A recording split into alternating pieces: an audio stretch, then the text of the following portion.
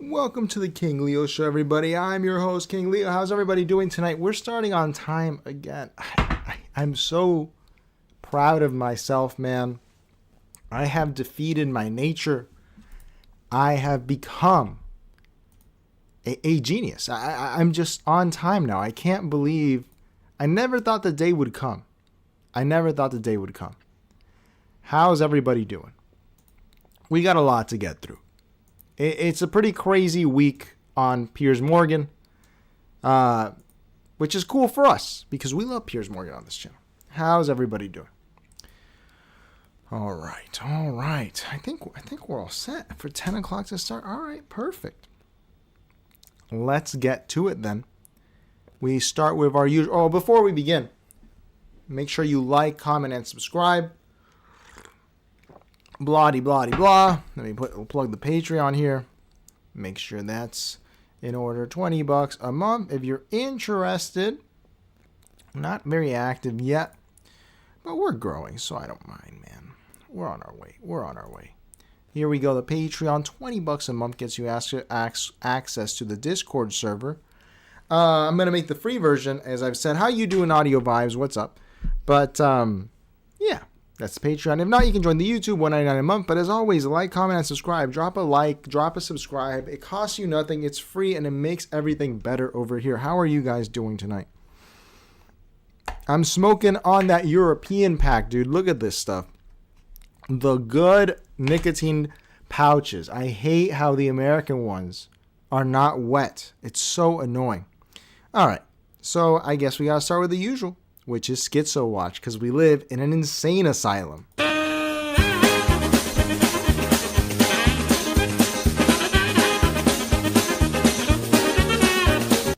All right, everybody. Let's go to Twitter, where we always find the most schizo stuff that we can. All right, so let's start. All right. Ignore the caption, or don't if you don't want to. There is a huge problem in this country. I mean, you see it all the time where people are critiquing the performative male. It's fine. You know, I don't like anything that's not authentic, which is odd to say as a Baudrillardian. But this performative religion is really an American disease. I haven't seen this anywhere else. So let's watch what the trads are up to. Let's see what the trads are doing. Welcome to Day in My Life as a trad religious girl in America. I start with icon veneration and morning prayers. Our Father who art in heaven, hallowed be thy name. Then I make a morning orange juice with collagen before I do research. Choose a running society. Women need to shut the fuck up. Instead of clubbing and sleeping around, I live a healthy and holy life. I detox the feminism out of my body. I try to live healthy to prepare my body for future childbirth. A lot of days I like to practice meals and different desserts for my future husband. Today I'm making apple crisp. Apples. And I'm also making a steak because red meat equals fertility, and fertility equals birthing babies to fight Zionism. Then I end the night at church where God's plan is greater than mine, yay. Welcome to Day of My Life. We're at a point where I can't tell if this is authentic or not. Either way, it's a performative TikTok, whether it's supposed to be funny or not. Why can't Americans just do things normal? Okay? When Americans became atheists, we had to deal with these idiots like Sam Harris and Bill Maher. Now when they're religious, we have to deal with the trads. Everywhere else in the world, you go to the Nordic countries, they're atheists. They're not banging on about it. You go to a Catholic country, they're not banging on about it. An Orthodox country, they're not banging on about it. But in this country, the insane asylum we're in, the hell we live in. We live in hell. We live in the gutter. We must be performative at all times. This truly is the worst timeline. It's not going to get better. Let's continue. We have a lot more to get through on Schizo Watch. Let's save that. Let's go to something that's not as fun. This is tying into our show today. The Heritage Foundation. If you're not familiar, the Heritage Foundation, for lack of a better word, is like a cuck foundation publication, libertarian aligned. They've always been towing the party line. They're a beltway organization. And that's just how they are. You know, they're just for tax cuts and other stupid stuff, okay? I never liked the Heritage Foundation. And it seems like they know that people don't like them. And their way of getting the audience back is to fully embrace this Fuentes wave. This, in his words, generational run. So let's see what they had to say today about his interview with Tucker Carlson. I'll let it play through and we'll see. This does not sound like a normal conservative publication anymore. Nope. I'll have more to say on this in the coming days. But today I want to be clear about one thing. Christians can critique the state of Israel without being anti-Semitic. And of course, anti-Semitism should be condemned. My loyalty as a Christian and as an American is to Christ first and to America always. When it serves the interests of the United States to cooperate with Israel and other allies, we should do so with partnerships on security, intelligence, and technology. But when it doesn't, conservatives should feel no obligation to reflexively support any foreign government, no matter how loud the pressure becomes from the globalist class or from their mouthpieces in Washington. The Heritage Foundation didn't become the intellectual backbone of the conservative movement by What a humble brag. And this is going to go towards my wider point. I am astounded at the reception this has gotten online. If you trust this guy's face, if you can't tell whether you're a Fuentes guy or a conservative or a liberal, if you can't tell this is the face of a scammer, of a liar, of a cheat, someone who heads an organization that has been responsible for everything you hate. All of these think tanks, none of them are innocent. But the Heritage Foundation is a terrible organization. And I've seen so many people saying, the Heritage Foundation is changing. You are a cattle, dude. Like, you're cattle. So people just say the right thing, blah, blah, blah, and you fall in line. It's the Heritage Foundation. So if Rand Corp came out tomorrow and they were like, oh, Nick Fuentes is cool, you would trust them? It's like everyone has the memory of a goldfish in this country. As if the Heritage Foundation didn't lie you into everything. It's ridiculous. It's ridiculous. How you doing, Ephra? I think that their ideas did not exactly turn out how they thought they were going to be turned out. On the surface, they make it sound like everything is okay. In the background, they know they effed up. Like Argentina's ideas, they didn't turn out so great. Absolutely. This is what these people do. They're Look, and I am not trying to be mean to the libertarians. I have some libertarian friends. Libertarians are okay, sure. But these guys are like Beltway libertarians. They work in D.C. These people are the deep state, for lack of a better word. They are the swamp. Why would you trust them because they put out a based epic video? You know, that's what I'm surprised how in this country people will turn on a dime. They'll turn on a dime, man. It's ridiculous. Audio Vibes is jet lag. Get that solved. Full Hat says, you look like a bald Jimmy Kimmel. Yes, exactly. This is not the face of someone you should trust. Americans cannot identify psychopaths, man. That's one of the reasons that we're where we're at. You can tell a psychopath from their face. Let's continue with the video. Let's see this based epic Chad Heritage Foundation video. Canceling our own people. How you doing, policing Full the Hat? consciences of Christians. And we won't start doing that now. We don't take direction from comments on X, though we are grateful for the robust free speech debate. We also don't take direction from members or donors, though we are inherently grateful for their support. And we're adding more every day. This is the robust debate we invite with our colleagues, our movement friends, our members, and the American public. We will always defend truth. We will always defend America, and we will always defend our friends against the slander of bad actors who serve someone else's agenda. That includes Tucker Carlson, who remains, and as I have said before, always will be a close friend of the Heritage Foundation. The venomous coalition attacking him are sowing division. Their attempt to cancel him will fail. Most importantly, the American people expect us to be focusing on our political adversaries on the left, not attacking our friends on the right. I disagree with, and even abhor, things that Nick Fuentes says. But canceling him is not the answer either. When we disagree with a person's thoughts and opinions, we challenge those ideas in debate. And we have seen success in this approach as we continue to dismantle the vile ideas of the left. As my friend Vice President Vance said last night, what I am not okay with is any country coming before the interest of American citizens, and it is important for all of us, assuming we are American citizens, to put the interest of our own country first. That's where our allegiance lies, and that's where it will stay. Full Hat says it's always in the eyes. Dude, I mean, you're military, man, so you get this stuff for real. Like, these, I don't understand how you don't see this as a pure psychopath grift, man. The Heritage Foundation did not change their mind on Israel and Nick Fuentes overnight. That's not how this works, man. And quite honestly, this is going to be a wider theory than I have. I think that the people who are most responsible for this are the pro-Israeli side, man, in this country. These guys have the worst propaganda arm. And I'm not using that word in a derogatory way. I'm using it denotationally. You have to have good propaganda to win people over. And the reason for the embrace of Nick Fuentes and Tucker Carlson, in my view, is a complete failure of all of these people. Listen, man, Bari Weiss is a dumbass. She can't write. She can't talk. Okay? Batya Ungar Sargon is a dumbass. She cannot. She is a bad spokesperson. And we're going to see some of these bad Israeli spokespeople.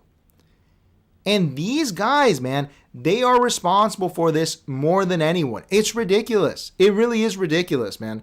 Whether you support Israel or you hate Israel, you have to recognize that the propaganda arm of the Israeli side in America is very bad at their job. And that's it. It is their fault. And they were freaking out about this video. Oh, the Heritage Foundation is becoming anti-Semitic. Dude, I'm sorry, man. I've sat through too many stupid Bari Weiss tweets and Olivia Reingold tweets to not recognize that they are very bad at their job. They are not good propagandists, man. Say what you will about the pro-Palestinian side. Their propaganda is a lot better. It galvanizes the youth. Your propaganda sucks, and this is why this happens. That's just my view. Full Hat says, no side is good, bro. We're always going to be pawns. Absolutely. I'm not taking a side here at all, man. As I've said, on this conflict, I don't really have strong opinions. But I can judge it from a metapolitical lens and say, hey, their propaganda sucks. Like, their propaganda is bad. But yes, I agree, Full Hat. No side is good. Absolutely. Let's continue, and let's actually continue with... This is what I'm talking about. This is the bad propaganda that people who are pro-Israel are putting out. Let's see what it is, okay? This is truly pathetic. We saw some of this yesterday, and this guy will not stop. This Amy guy, dude. It's ridiculous. It is ridiculous. I mean, you have all these people, Mike Huckabee, Ted Cruz, John Bolton, George W. Bush, Karl Rove. They're all Christian Zionists, and I know all of them personally. I do, really well. And they're some of the worst people I know. They're some of the worst human beings, actually. They're just horrible, and some of the most disgusting human beings on earth. I'm really offended by them. I'm offended by their existence. I really am. And what they've done is so harmful and so damaging. I really believe that. Yeah, I love Joseph Stalin. Really? Big fan. Nice. We'll circle back to that. I mean, you have all the... There's nothing funny about this. There's nothing clever about this. I hate comedians now, man. They are just so bad at their jobs. Except for Tim Dillon. This is not funny. It's not good. And I get it, Amy. You like Israel. That's cool, man. You are doing more damage to Israel than anyone else putting out these stupid videos, man. Look, you may be critical of Al Sharpton and Jesse Jackson, maybe even Martin Luther King, but when black Americans needed someone to speak for them, okay, when black Americans needed that, they hired smart people. Jesse Jackson can talk. He can dress correctly. He is a smart guy. Okay? He's not stupid. You may not agree with what he did or what he said or anything. Okay? You may not I don't like Al Sharpton. But I cannot deny that Al Sharpton lent a good image to the Black American movement. And the pro-Israeli movement is represented by this. This is insane. Dude, this looks ridiculous. You look like a moron. And the stuff isn't funny. It's just not funny. It's insane. It's insane, man. I don't know what happened, man, with the Jewish community in this country. They used to be really good. Dude, Hollywood, every good movie, okay? And now this is what's being put out by the pro-Israeli side, who I assume most of them are of the Jewish faith. I mean, Douglas Murray isn't, but there's a lot of people that are. And this is the best you can come up with? No wonder Nick Fuentes is getting mainstreamed. No wonder. This stuff is bad. It's bad. Jeez, man. Audio Vibe says real. People's Press, how you doing? How's Germany? I was just watching your video.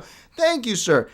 Dude, you're in Europe. You're lucky, man. I showed these at the start. These are so good. I hate that we don't have this in America. The wet ones are so good. Check the Meaning 2002. How you doing? I haven't seen you here before. Please like, comment, and subscribe if you're new here. I can definitely see Piers Morgan having Nick Fuentes on. It's coming. We're going to analyze the video today. It's coming. Guaranteed. Fuentes is 17 in the chat. 17 in the chat. Let's go. Let's continue. What else have we got? We've got Matt Walsh. I don't know what's wrong with Matt Walsh, dude. I don't know who's holding him hostage. Let's look at this video of him here. This guy, he went from what is a woman to just depressed and suicidal real quick. This is not a happy man. What are they doing at the Daily Wire? What Ludovico technique are they doing on their anchors, man? In many cases in life, I actually think fake it till you make it is maybe one of the wisest cliches that's ever been uttered, because that is true for a lot of things. I mean, I've said this many times about depression. You know, people say, well, I'm so unhappy. I don't know how to be not depressed. Well, just pretend you're not. Like, just act like you're not. Pretend you're not unhappy. Just go around, totally fake it, be completely fake and phony, and act like you are not depressed. And you will find that you actually become less depressed because you're acting like it. So I think that is often true with a lot of things. Matt, how's that working out with you for the show? Just well, but I'm not faking it, though. That's the thing. I'm not faking it at all. Matt Walsh needs a vacation. Matt Walsh needs a blunt and some drink and a woman. This guy's not doing well, dude. You don't have to work for the Daily Wire, Matt Walsh. You're a pretty big guy. You could start your own thing. This is self-inflicted torture. Dude, is Daily Wire run like Scientology or something? This poor guy, this is a cry for help. A cry for help. And I don't even like the guy. My God, poor Matt Walsh. Let's catch up with the chat. Efra says, I honestly think that Trump is like Tito, Yugoslavia, before the collapse of the USSR, in the sense that he keeps right-wing pro-Israel nationalists right together, but what happens after this? Yugoslavia not turn out so great. That's not a bad comparison, Efra. I used to go, I thought he was like Andropov, but he's not a reformer at all. So I see what you're saying. He's kind of like a Brezhnev figure.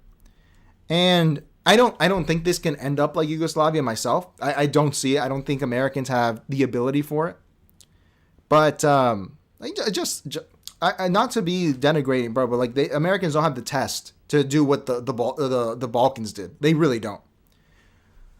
We have all the guns. Okay, yeah, dude. What are you gonna do with that? Like, it's just stupid, you know. But I do get what you're saying, because I think Trump is the last vestige of really being able to at least publicly be allied with Israel for the United States. It's becoming a problem. It's becoming a problem. A lot of people, look, man, I don't have strong feelings about this conflict. Or genocide, whatever you want to call it. I just don't understand where this money is coming from for these guys. We don't have that money, you know? And if we have to support anyone, if you want to look at it this way, I know a lot of people are against it, but Ukraine is at least something that matters, you know? What the fuck does Israel do for us, man? Ukraine is like the edge of Europe. Historically an ally. That would make... It's still too much money, but it would make more sense to me. I don't understand how this money keeps going. It's just ridiculous. It's ridiculous. Fallout says, purchase is scheduled to be the king of the world. You didn't know that already? What do you mean? The Koreans just gave Trump a golden... I didn't know that. He's in Asia. We're going to talk about that. Check the meaning says they might have something on Matt Walsh. But check the meaning. Look, man, nowadays it doesn't even matter. Whatever blackmail they have on you, it will probably make you bigger. If Matt Walsh came out with a video that said, they were blackmailing me at the Daily Wire, he'd get like 10 million subs in a day. So it's just crazy. Fallout says they are the greatest island in the Middle East and their intelligence is astronomical. After October 7th, dude, I don't see that. If you can't see a couple of paragliders coming at you, then I doubt your intelligence is that good. Let's do some lighthearted... But that's a traditional argument, man. I don't see how it's going to work on young people, man. I don't see it. This was pretty funny, man. This is... The Shias tried to convert people in Japan. Watch this here. تو ژاپن رفتم. فلان دستگاهی که بیش از 1000 Let me move myself out of the screen here for a second. Let me move you guys out of the screen. Let me move you up here. Let me move myself up here. We can see the captions. تو ژاپن رفتم. فلان دستگاهی که بیش از 1000 میلیارد داره در سال بودجه داره میگیره وظیفه داشت که ژاپنی ها رو مسلمان کنه. در طول 6 سال یه نفر مسلمان کرده بود. بعد فهمیدیم اونم ژاپنی نیست. یه کارگر میگم بوتانی کجاییه. So that's the Persian influence on the world, the evil Persian Empire that we need to focus on so badly. Can't even convert a Japanese guy to Shia Islam. Dude, this is not a good month for Israel, dude. Like these guys, your propaganda sucks, dude. I give Netanyahu props. I like his heel move. Like, it's funny. The UN speech was funny, but everyone else is really bad at the propaganda thing. This is not going to work out for Israel, dude. It's not. This is wild, dude. I wouldn't even talk like this publicly a few years ago because I felt like I'd get in trouble. But now it's like, why not be frank? We're all friends here. Vlad says, I don't see it because that would have gone on purpose, Leo, just like 9/11. Well, dude, if they did that on purpose, they killed their own people like that. I don't like that. All right, let's continue. This is Omar Fateh, who we've analyzed on the channel. I'm just going to say, there may be some Omar Fateh supporter here, guys, and that's fine if you support him.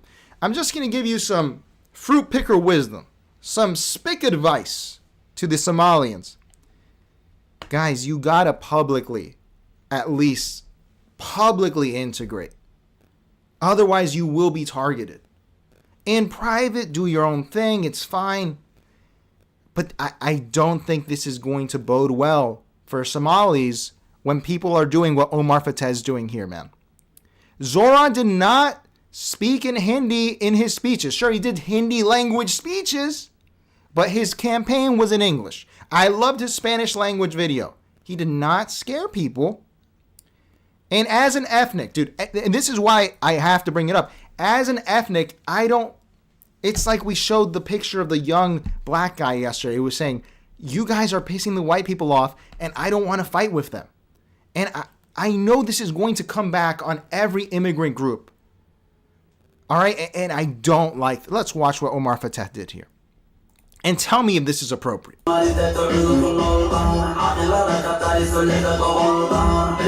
Assalamu alaikum.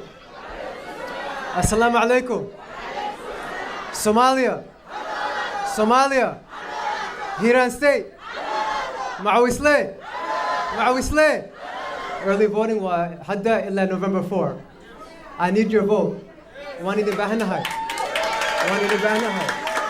need you. Hadan Udkina, hello. We're gonna win. I think the rule is this for any ethnic, man, whether you're Italian, Somali, or Hispanic, you get one Spanish language sentence for every 10 in English. Otherwise, you're putting a target on every immigrant's back, dude. Especially when you're asking for votes. I don't want to run from ICE. Please, Omar Fateh, do it in English, man. Why are we doing this? Why?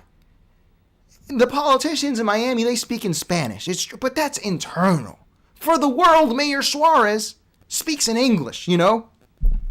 So that we don't have a target on our backs. I mean, look at this headline. Pray for Minneapolis. He's just speaking in Somali. But they will twist this. You have to know this. You have to know this, man. You have to know they're going to use this against your people and other people that are not your people, like Hispanics, because they're going to look at this and they're going to go, look at all these foreigners. Get them out. Get them out. And I don't want this to be the reason why. I don't like it. I don't like it. Full Hat says, bring in the third world, become the third world. I mean, maybe, man. I don't know. I don't think Omar Fateh is going to ruin anyone's life. Let's look at AI slop. I think Omar Fateh is just going to be like a regular politician, but in Somali. These guys don't do a lot, man. They don't. This is where AI slop has taken us. We are reinventing the sitcom in the fakest way, but perhaps the most real way possible, because here's the Bajalardian commentary. Sitcoms were inherently fake. There was a laugh track. So how is it any faker to make it with AI? Oh, that's just great, Rachel. What? What did I do?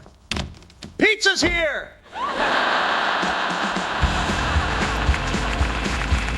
I'm telling you, it was a deliberate move. There's no way that could be intentional.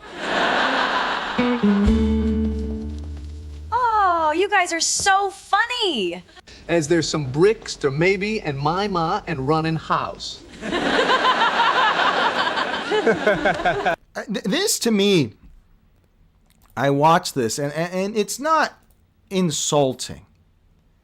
Because look, art is dead. Art is dead. Not on an artistic sense, but to me, what I'm surprised by is how much water and power is being used to make slop, to make garbage. And then they point to this and say that this is what's laying you off. What? Here's someone making some other AI slop to mock it. At least this is funnier. Where does it get pot?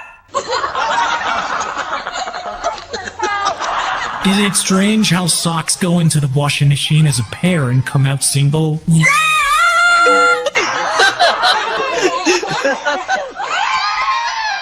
Men and women often seem like they're from different planets.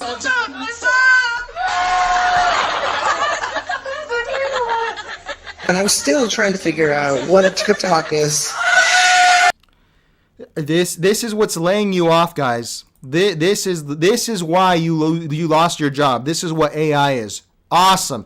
Thank you, Sam Altman. I love it. Thank you so much. All right. Check the meeting says, side note, nice to see you fix the DJI tracking issue. Dude, it's you have to take it off continue. It's just annoying that you have to put it in product showcase every time, but it works.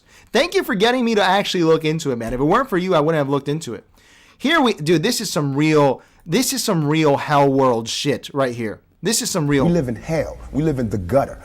This is the end of the line. Jordan Peterson is doing stand-up comedy now, and I already didn't like the man. I had my issues with him. He's a drug addict, right? A self-admitted drug addict that's telling you how to fix your life. How about I won't take advice from junkies and you get off the dope, Jordan Peterson. But let's see him do stand-up comedy, because now it's the Daily Wire, Peterson Academy. He's sick and his daughter's saving his life, and now it's stand-up comedy. What? I don't get it. You guys know who Jordan Peterson is? I met him before. Not the nicest guy. It's all words. Have you listened to him? It's, you gotta rescue your mother from the liver of a salmon. You hear this bullshit? Nobody knows. I don't even have him. Sam, what are you talking about? Do you know something about Jordan Peterson? Fun fact you're not gonna hear? He's short.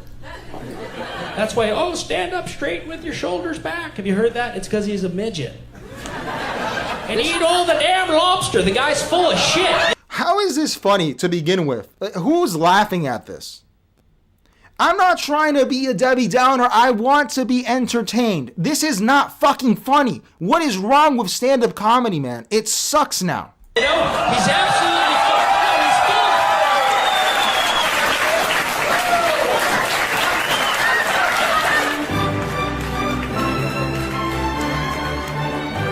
Carl Jung has something to say to you. You have to be this tall to ride. Never heard that Carl Jung quote, but I mean, you look like you sell pocket watches door to door. What's this guy from 1825? You look like David Spade and Macaulay Culkin stormed the Capitol. Well, you look like you have sex while listening to a Mozart concerto, you freak. You look like Harry Potter on meth. All right, that's enough. All right, who let this guy in Arizona? Jordan Peterson, everybody.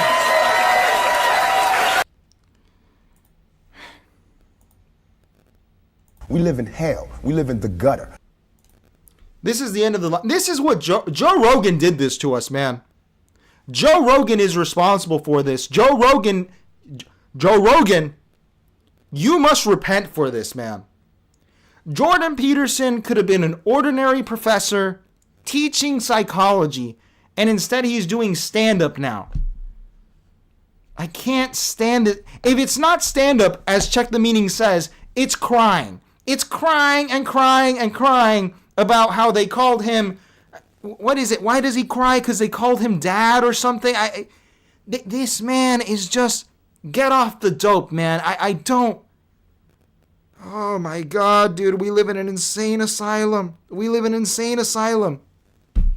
Who's laughing at this? Who is this audience? Who are these people? Are these boomers or something? Who finds... Look, let's see the audience. Let's see the audience. Let's see the audience. Who is this? It's like Gen Xers and boomers. That looks millennial-esque. Get them out of the comedy rooms. They've ruined comedy. All right. It's just crazy, man. It's crazy. How you doing, Mr. Elu? Jordan Peterson on Joe Rogan was stand-up. He did stand-up with... I wouldn't doubt that he did stand-up with Joe Rogan, dude. It's ridiculous. I thought he was a psychologist. I thought he was here to save young men. Does Jordan Peterson even say to eat lobster? Well, he said that lobster analogy in 12 Rules for Life, which I read... Throw that book in the trash, dude. Buy Woke is Dead by Piers Morgan. That's the real book. It's ridiculous. It's ridiculous. Mr. Elu says, Jordan Peterson has a mannerism of a 1950s hysterical woman. I want to slap him and get a hold of yourself, lady. Dude, the crying, I don't want to say it's drug-induced because I'm not a doctor.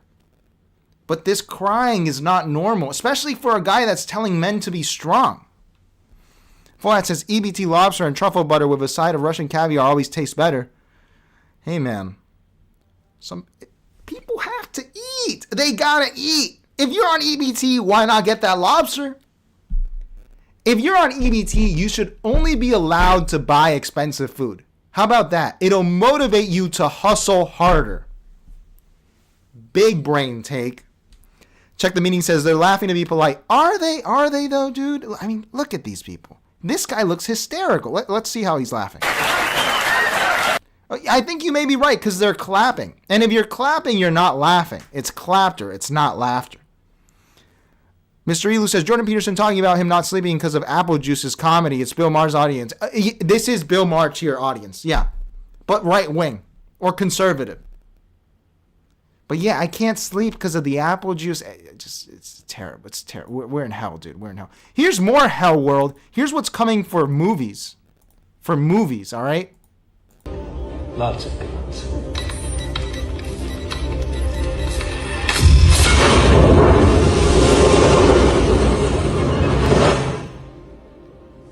Neo.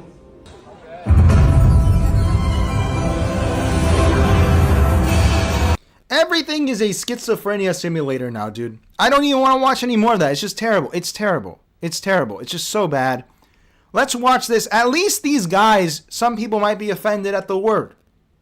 But at least they're not debating. Thank God. If this is what gets people to stop debating, then buy this hat, dude.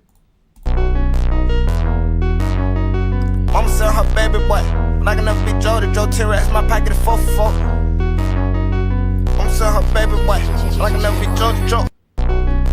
If this is what it's going to take to get Americans to stop debating, then make millions of these hats, please, because this is the only thing that can stop Americans from debating everything.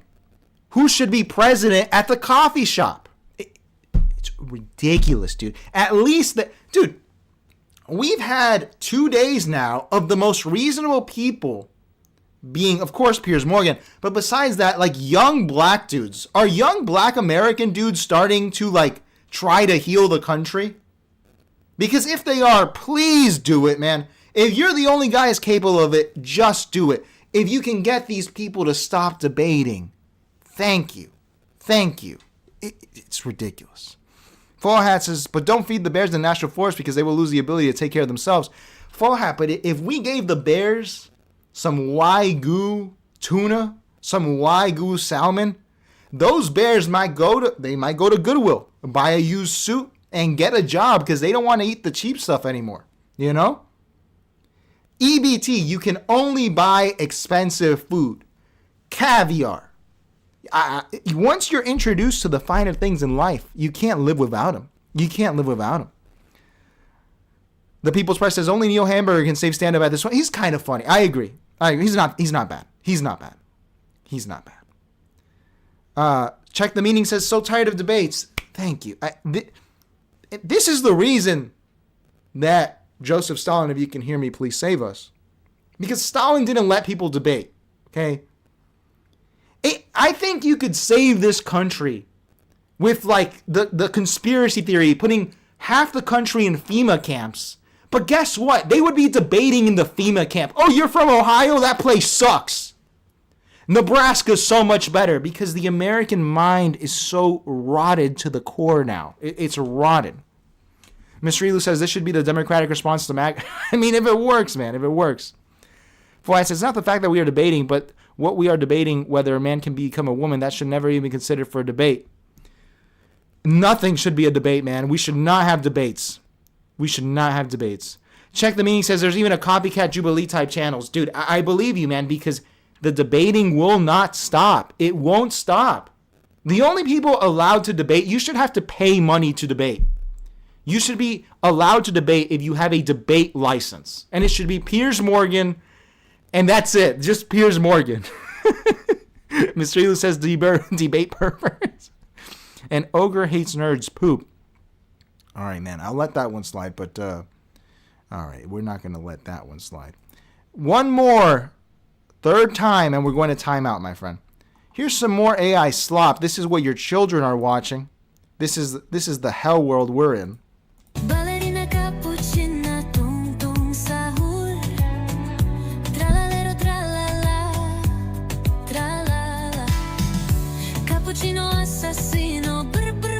This is what every AI company needs all of your money to pay for their water for, to make shit like this. It's literally hell. We live in hell. We live in the gutter. This is the worst thing ever, dude. This is what Sam Altman is shilling. Like, this is what's going to... Oh, this is how we're going to beat China. This is how we're going to beat China. Okay. Okay, thank you. Let's continue. On the theme of bad pro-Israel propaganda, let's watch this. Dude, they can't do comedy, and I don't get it. The guy's saying it here. How is Israeli comedy so bad as compared to American Jewish comedy? I'm not even a Woody Allen fan, but at least it's kind of funny. Bananas is a hoot. It's a funny movie. Why is Israeli comedy this bad? Let's see what the Israelis are putting out. Hi, I'm Zoran Mamdani, candidate for mayor of New York City. To my Jewish friends and neighbors, shalom. Let me start by wishing you all a happy new year, or as you say in Hebrew, Intifada Tova. Cut! It's Shana Tova. You said Intifada. I did? Yeah. Okay, let's do it again. And action. Hey, to all my Jewish New Yorkers, tonight we celebrate Rosh Hashanah with a festive family dinner and dance joyfully to the beloved song Jihada, Nagil Jihada. Cut.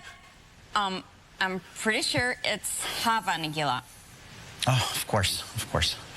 Action. I want to reassure you, I embrace all cultures. I love bagels, and I also love Hamas. Hummus.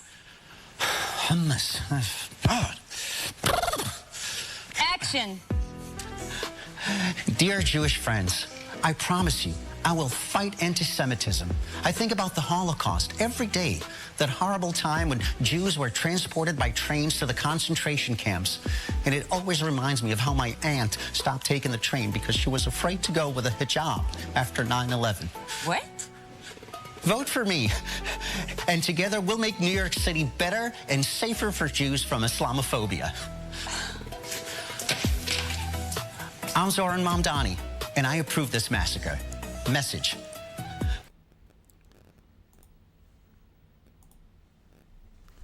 Are Israeli comedians just racist? Because we have racist comedians in America.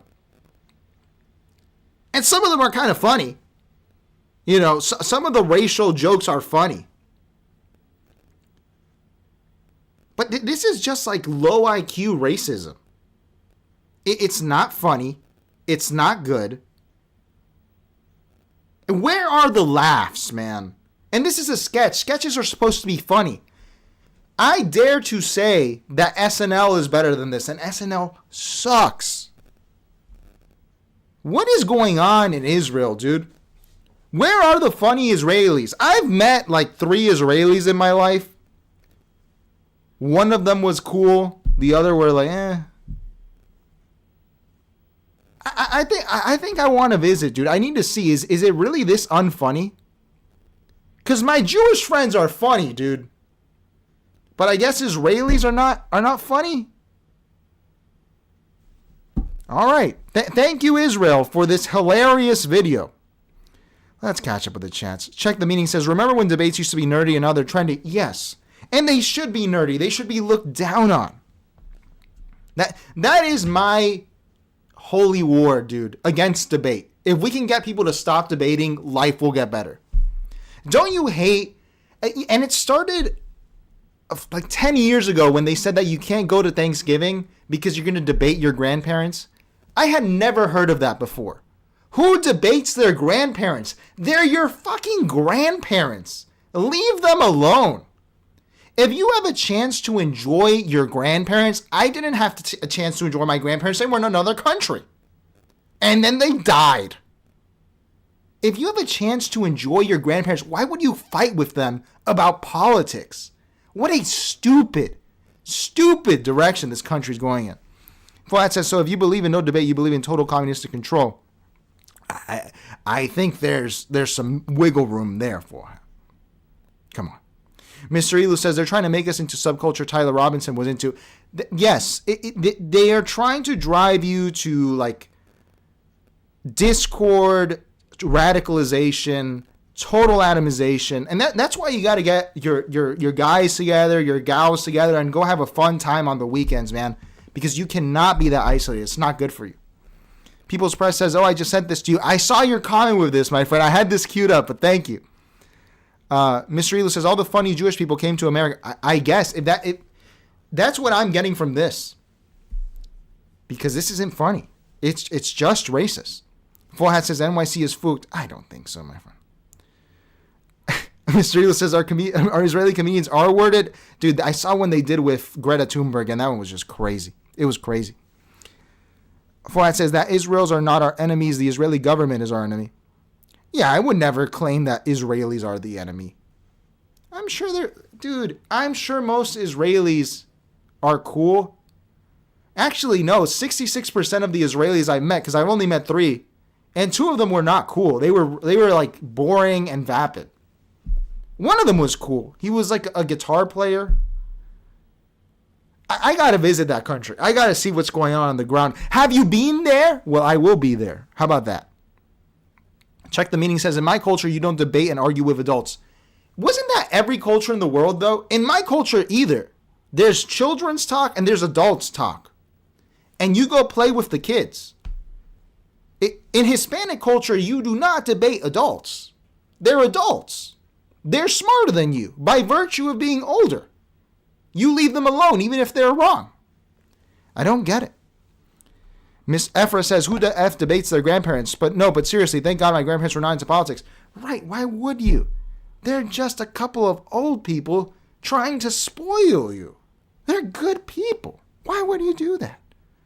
Ridiculous. And Mr. Elu says same. I think every culture, even America in the past, recognized that elders are not to be debated. They're just to be, this is great here, man. This is really good. All right. This is our hero of the channel, Gavin Newsom. He put out an ad for California. Watch this ad, man. California, with Prop 50, you have the power. You have the power to stand up to Donald Trump. You have the power to protect reproductive freedom. You have the power to stop election rigging. You have the power to give America a fair midterm. You have the power to restore checks and balances. You have the power to stand up for everyone being erased by this president. For all of us in all 50 states. Yes, on 50. Such a handsome guy, dude. This guy's going to be the president. Get on board now. Someone said here, ad about California, Obama in the ad, Harris nowhere to be found. Gavin Newsom, if you can hear me, please save us. I want you to be the dictator so you can get these people to stop debating. Good for dude, this total American psycho. He's the best. He's the best. How can you not love him? How can you not love him? And the camera work was good. The makeup was good. That's rare nowadays. I mean, look at how good AOC looks here. I haven't seen her look this good in years. Let's look at AOC again. Look at Obama looks good. Nice suit, nice shirt. Could use a tie. Look at Gavin. Look at those pearly whites.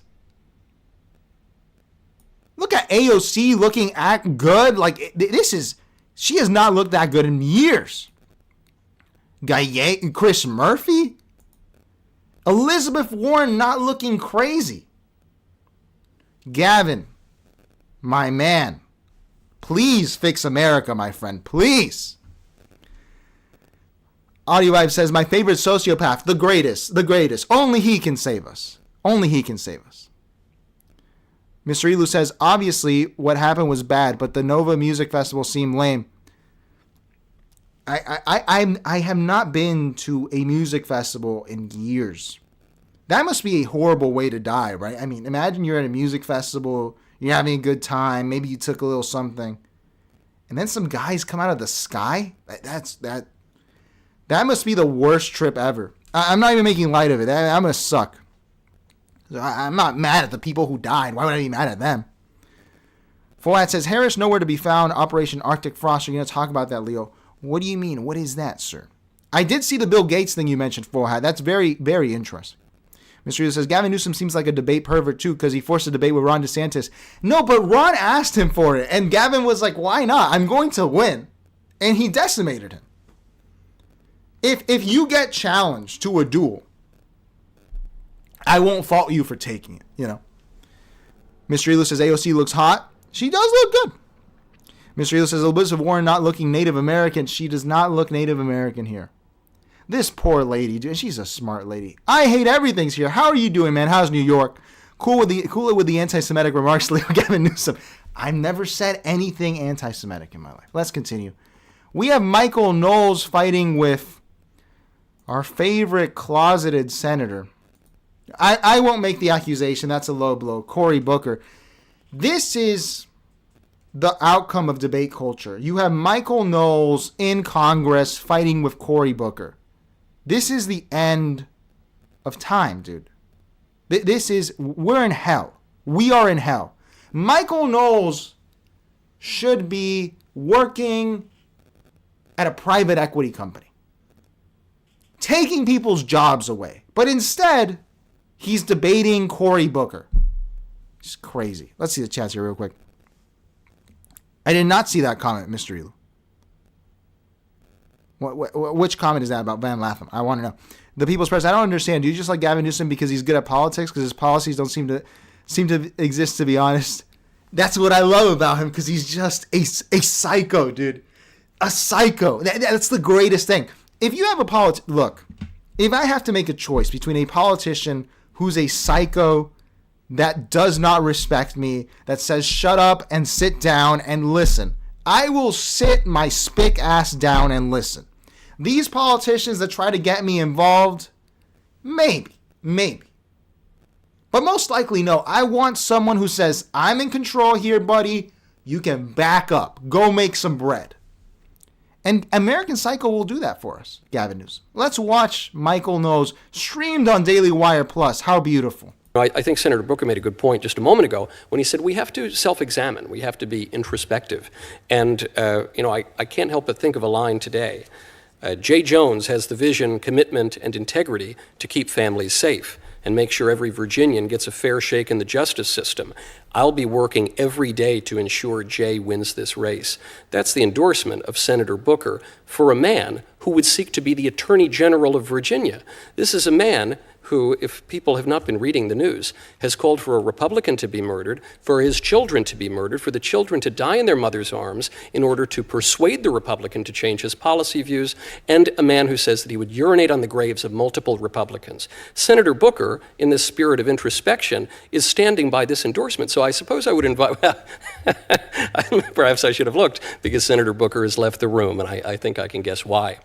Senator Booker, I think, should practice what he preaches, because this is the kind of moment. Bravo, Cory Booker. The first thing you've done that I liked, leave the room. Do not engage in this debate. Michael Knowles should not be streaming C-SPAN on Daily Wire Plus. He should be working. Thank you for not indulging him. Do not indulge Michael Knowles. Thank you. Zesty Michael Knowles. Mr. Elu says, Van Latham asked him Newsom would take AIPAC money, and Newsom said, interesting. I saw that it came out that he actually paid AIPAC, which is like, dude, Gavin is something else, dude. Gavin is something else. Gavin is something else. His brain is not made for us. His IQ is not made for us. This man is a genius. You cannot have a professor who wants to teach students and is going to desire to kill half of them. You certainly cannot have law enforcement officers who would engage in this kind of violent rhetoric against half of their constituents. So long as anyone stands by an endorsement such as that, their words are meaningless. They are shedding crocodile. And he's in the Trump cult, Michael Knowles. Look at the tie. Look at the suit. Dude, if in any other country, let's say in Burundi, they elected a president that dressed, I don't know, like he wore a cape, a white cape everywhere. And suddenly everyone in the country was wearing white capes. There would be a UN resolution. There would be a binding resolution. There would be an investigation. They would say, what's going on in Burundi? Clearly there's a cult here. This is not good. We must help the Burundian people get their mental health back. They are clearly under a spell. But in this country, everyone dresses like Donald Trump now, who's a Republican, and this is supposed to be normal. No, it's not normal. It's weird. It's weird, man. It's weird. And I don't like it. I hate everything. Says, I always found Cory Booker downgraded Obama, Dollar Tree Booker. Yeah, man. I had a friend from Jersey once, and I used to fuck with him. I used to say he sounded like Cory Booker. Cory Booker really is one of the worst. He's one of the worst, man. He's one of the worst. Yeah, because Mr. Elu was mentioning his filibuster. I don't know what... Cory Booker is clearly just a grifter. He's been in there forever. And what has he done? Just ridiculous. Let's continue here. This is great. This is our overlords here deciding the race of New York City in the kingdom of Saudi Arabia.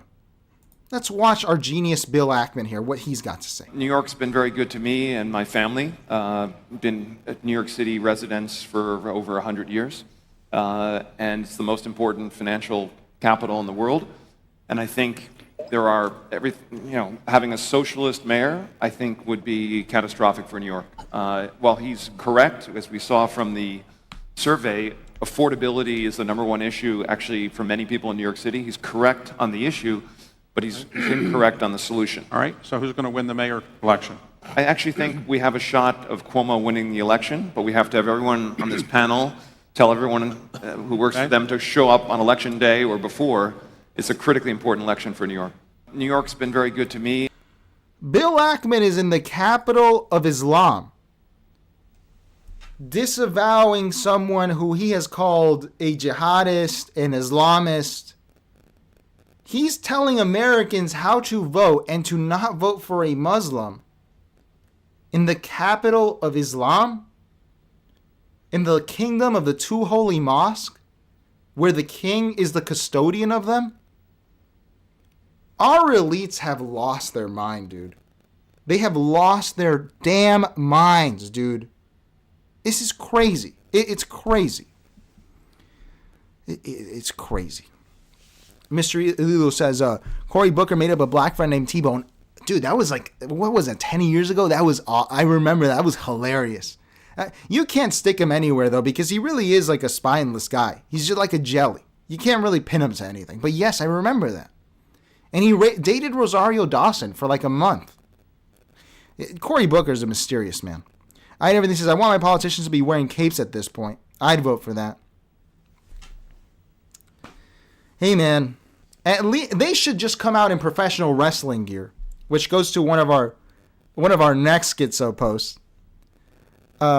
Everything says, what is he smoking? Does he have insider information? No, dude, Bill Ackman's just an idiot. He's not even smoking anything. He just did all of the brain damage to himself with a hammer. He's a fucking moron. Mr. Elu says, where does he think jihadism comes from? Right, he's doing it in Saudi Arabia, which I'm not as critical as other people of, but that's where the 9/11 hijackers came from. So I don't know. Forehead says, I just love how you guys feel so awesome when you've never even experienced adversity at the minimal. Dude, we were born into the Kali Yuga, man. Everyone is experiencing maximum hell every day, my friend. It's crazy. All right, let's go here. Let's take another schizo break to something more lighthearted. Here we have AI Hitler wrestling AI Jewish guy. Tonight the Third Reich rises one more time in this ring, and you, Hogstein, will kneel before history's greatest strategist. Strategist? Brother, the only thing you're planning is how fast you're gonna tap. This Monday on Raw is War, 1998 gets a history lesson. Making his way to the ring from somewhere that should have stayed in a history book, the so-called Fuhrer himself. Hulk Hogstein is back on Raw is War. The crowd is out of their minds, JR! Look at the size of him, look at that ink! Star of David right on his chest! Championship on the line. Hogstein's got him hooked. No way he's pulling this off. Oh! Vertical suplex. The ring shook. Whip to the rope. Spinebuster. His face. This is the top of the mountain, and I stand here alone. What is this? History body slamming you, Adolf! This Sunday at Gazamania, live on Raw is War, the bald brawler Steingold Steve Berg steps into the ring with one of history's most infamous tyrants, Adolf Hitler. Tonight the Third Reich right.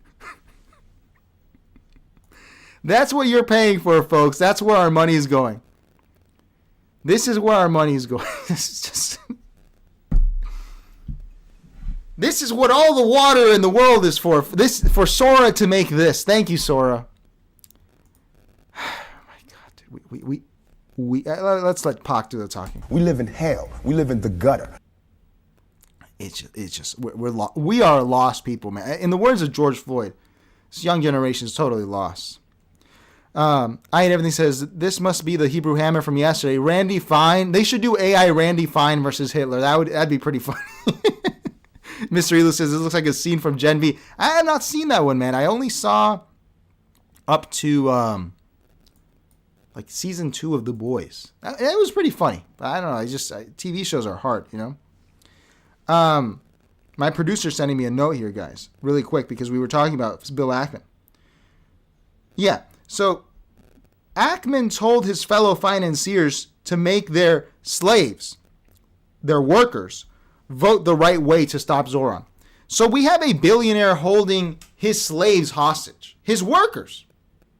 That's what we're doing.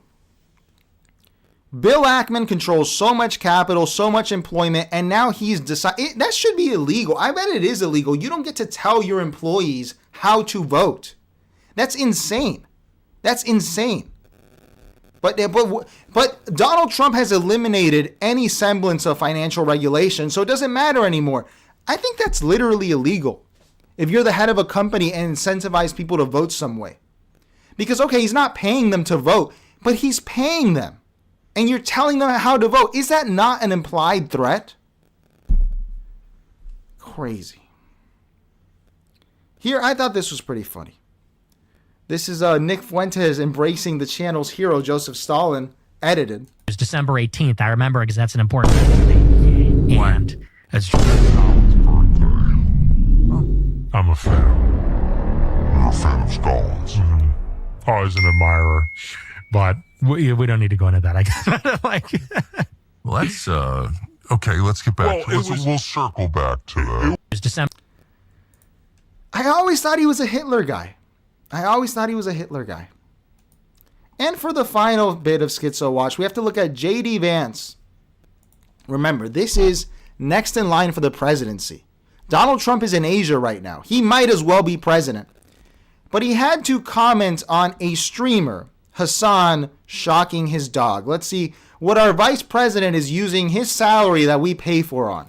He has this command place, which is basically if I snap my finger and point, he will run to that place and lay down. You don't have to zap him. No.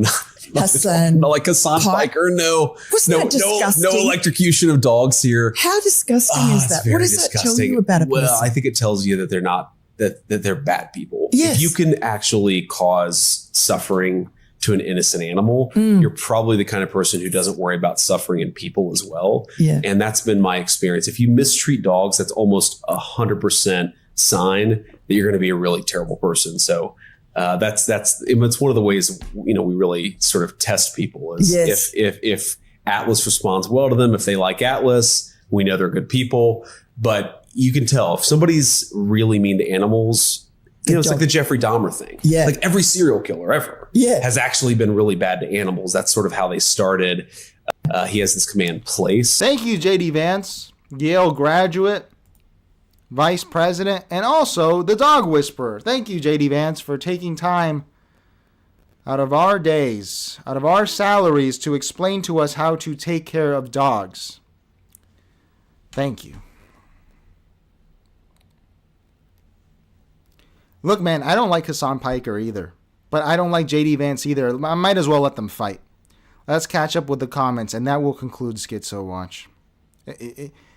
We live in an insane asylum. I never this, but isn't that the same with unions?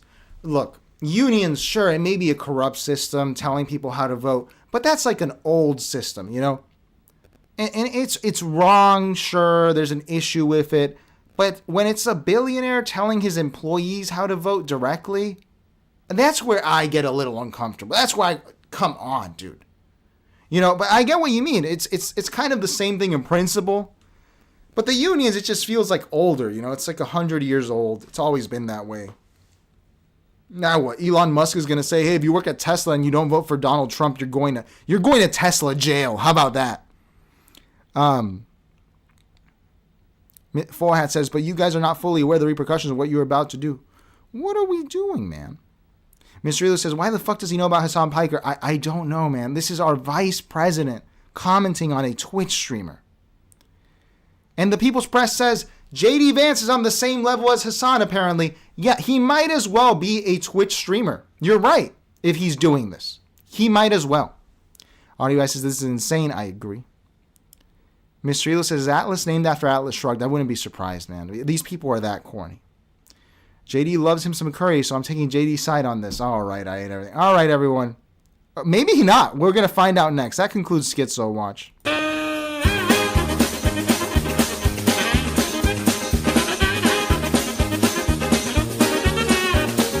Let's get to the main story.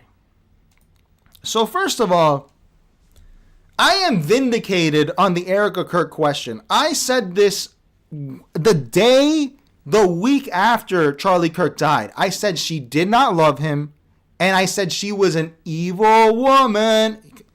ELO. Everyone, Electric Light Orchestra, come on, man. The evil woman. I said she was evil. I said it from the start. And she has outdone herself because she came out and leather hot pants. So you know she has swamp ass in these pants, but you gotta look good. Wearing Charlie's shirt. Let's watch. Let's watch how a widow grieves in slutty leather hot pants.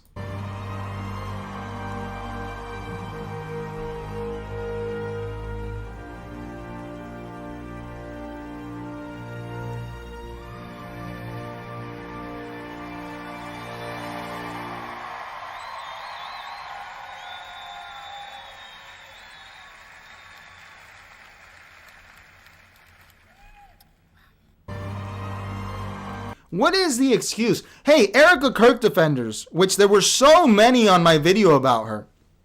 What's the excuse for this? Can you explain to me how a grieving widow wears leather hot pants? Can someone explain to me how this is appropriate? How this is, because they're black, so she's mourning. How about you go fuck yourself, dude? This woman did not love Charlie Kirk. And even worse, dude, people are pointing out, look at this.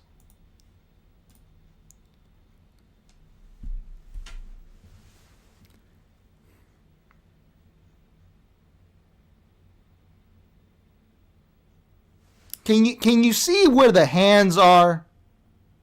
Look at all this jewelry. I bet Charlie's looking down on us right now and he's going, I'm so glad my wife and friends are getting along. I'm so glad JD gets my sloppy seconds, man. This is so uncouth. This is why I hate conservatism, dude. They are so uncouth, so bourgeois. The worst people in the world, man. This is so gross. You wouldn't catch a Marxist doing this a month after their husband died. You wouldn't catch a fascist doing this a month after their husband died. This is only a conservative thing to be this gross. Disgusting, man. And Fox News publishing this like it's awesome. Let me make it big again so you can see. Fox News publishing, look at how he's grabbing her supple hips. Yeah, the party of traditional family values, am I right? And leather hot pants and combat boots. Yeah. Charlie, I'm the only guy who mourned you, dude. I didn't like you, Charlie Kirk. I hated you, to be honest. You're responsible for this debate culture that I hate.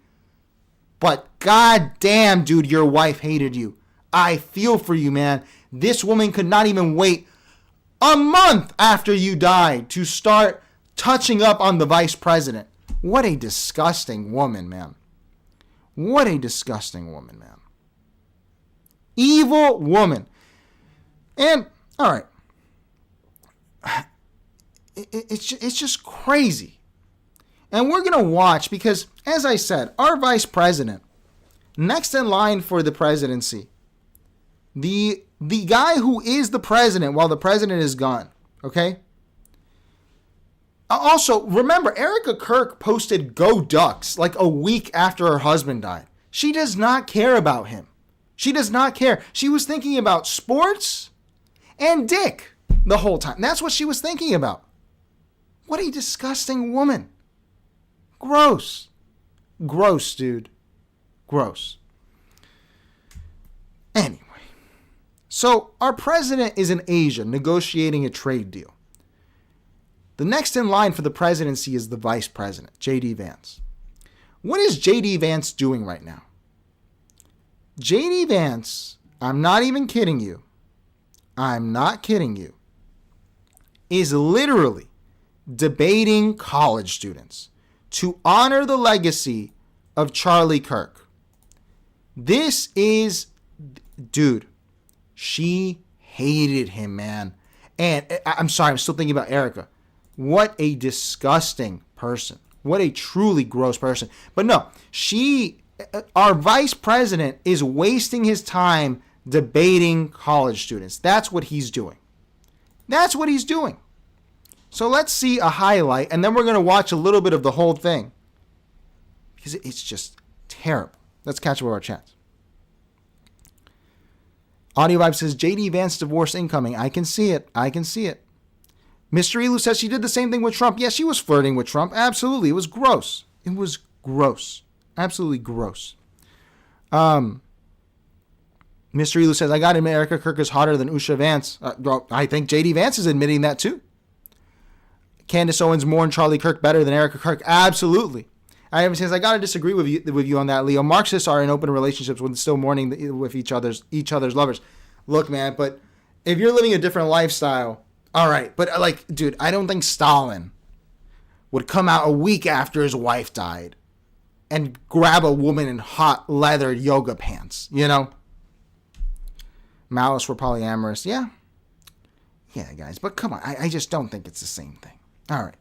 Let's watch a little highlight here of our vice president doing his job, doing what we pay him for, debating college idiots. Let's watch. I'm a Christian man, and I'm just confused why that there's this notion that we might have owe Israel something, or that they're our greatest ally, or that we have to support this multi-hundred-billion-dollar foreign aid package to Israel to cover this, to quote Charlie Kirk, ethnic cleansing in Gaza. I'm just confused at why this idea has come around, considering the fact that not only does their religion not agree with ours, but also openly supports the prosecution of ours. Yeah, so let me say a few things about this. First of all, when the President of the United States says America first, that means that he pursues the interests of Americans first. That is our entire foreign policy. And that doesn't mean that you're not going to have alliances, that you're not going to work with other countries from time to time. And that is what the President believes, is that Israel, sometimes they have similar interests to the United States and we're going to work with them in that case. Sometimes they don't have similar interests to the United States. And this example, the most recent Gaza peace plan that all of us have been working on very hard for the past few weeks, the President of the United States... This is all very interesting, JD. Very interesting. Why aren't you debating this with Enrique Kissinger, otherwise known as Marco Rubio? You're the president. Why are you debating a college student on Israel right now? The president is out of the country. Why are we paying you to do this? To honor the legacy of Charlie Kirk? Just divorced Usha and marry Erika. You had your hands all over her. That'll honor her. If you can get back to work, get back to work. Kamala Harris did more work as vice president than JD Vance. Dick Cheney did more work. What is this guy doing? Ridiculous. Ridiculous. How you doing, Arya? I don't know what Erika Kirk's objective is, money or power or both. I think it's just narcissism, Arya. It's just narcissism. It's just crazy. Crazy narcissism. Arya says, yeah, all right, there we go. I had everything says, I'm sure Stalin has his shorty on the side. Leo, absolutely, dude, but come on. In public, you got to present with the wife. If you're a leader like JD Vance, you should present with your wife. You shouldn't be grabbing Erika Kirk's hot swamp ass in leather pants. You shouldn't be doing that in public. You're the vice president.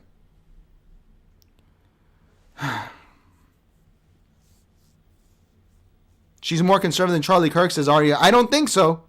I don't think that ass was very conservative in those pants. A honeypot, says Mr. Elu. Yeah, she's definitely honeypot. Joe Biden did more work than... Thank you, Mr. Elu. Joe Biden did more work than JD Vance has done. He did more work. JD sleeping on the couch tonight, says I hate everything. I can see that. I can see that. I'm just so confused, man. How they get away with this? How are they getting away with this stuff, man? How are they getting away with this? Let's go to YouTube and let's see a little bit of what Erika Kirk was doing, okay? Introducing our vice president. Him saying that video since that day happened. But Charlie, when he came onto campus, he loved to immerse himself in the culture of the campus that he was in. And so, from word on the street, you guys have a chant out there. I hear it's a good one. It's hotty toddy.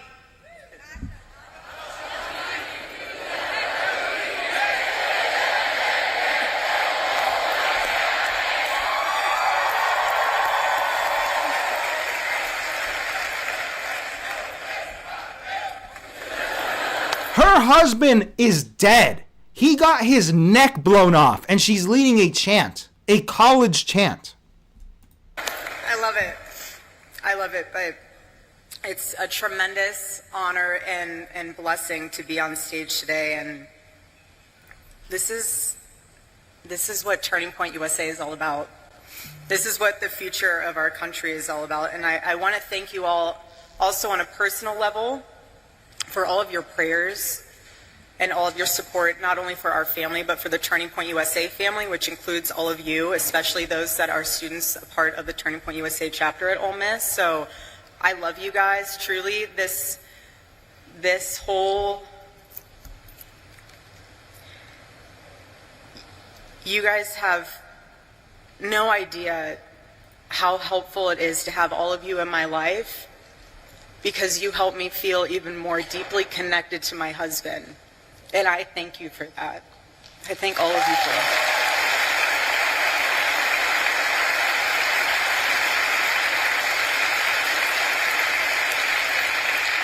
And I say that also because you guys are the heartbeat of Turning Point USA. You're the heartbeat of this organization, and every time we were at... This woman is evil. This woman is straight up evil, dude. She's evil. Americans cannot recognize psychopaths. She's evil. She is literally lobbying for control of TPUSA a month after her husband got his neck her husband got live leaked, and she's doing this. Charlie, I hated you, man, but I feel for you, dog. An event, especially one that Charlie was speaking at, he would always ask beforehand, he would always ask Mikey or the team, he'd say, who in the audience is a Turning Point USA chapter leader or chapter member? And whenever there was a student there, he would stop everything before the event and he would sit down with them. He would ask you what your name is, what you're studying, what is the issues that are going on campus. He would take the time to make sure that you guys knew he was investing into you, into your chapter, into your school. What a disgusting woman, dude. Let's skip ahead to when she introduces our vice president. Let's skip ahead. Dude, what a disgusting person. Defend her. Defend her. Everyone who was defending her earlier. Defend her. Everyone who was shitting on me for calling her out. I am tremendously blessed and honored tonight to be able to introduce to you a very, very dear friend and his wife. They are incredible. And I see no one will ever replace my husband. Is this a menage a trois that she's trying to steal JD from? Did you not hear how weird that is? His wife is incredible, but no one can replace my husband? What is going on in the party of traditional family values? What is going on? What is going on, dude? I don't even want to put the picture out there.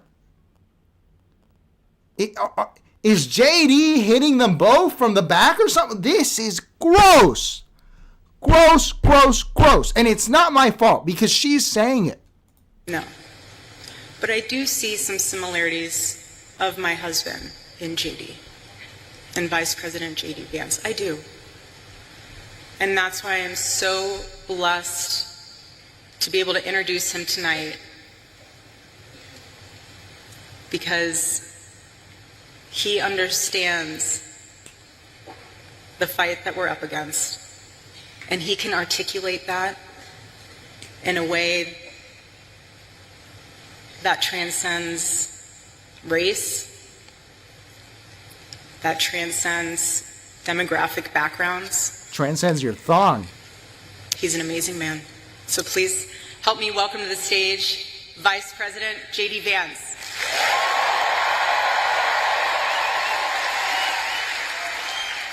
I am honored to introduce a friend of mine, somebody that I have just been so thrilled to see ascend American politics. His story is uniquely American. Growing up in poverty, difficult circumstances, serving his country honorably and heroically in the United States Marine Corps. That's Charlie's voice. Dude, what a disgusting country.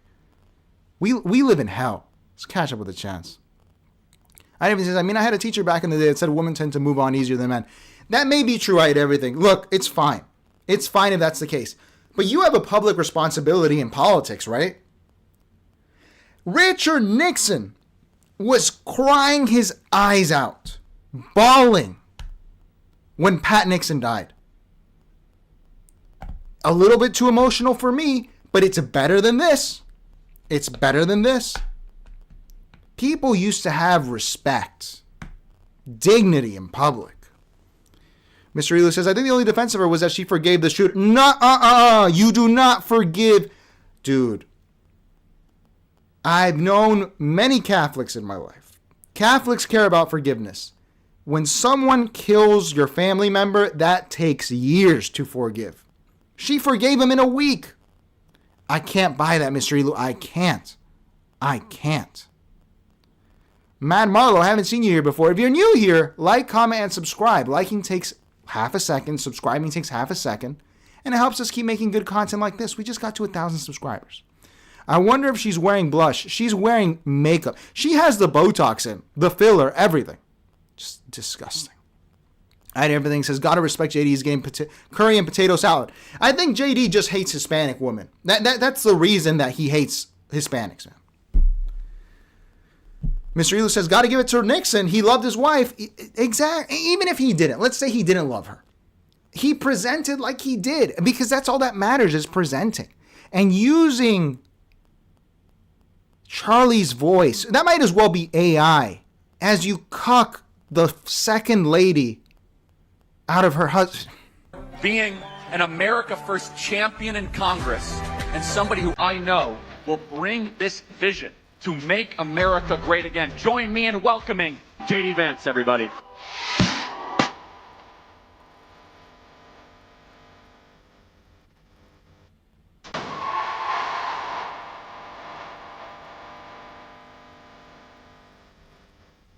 Look at that lower back.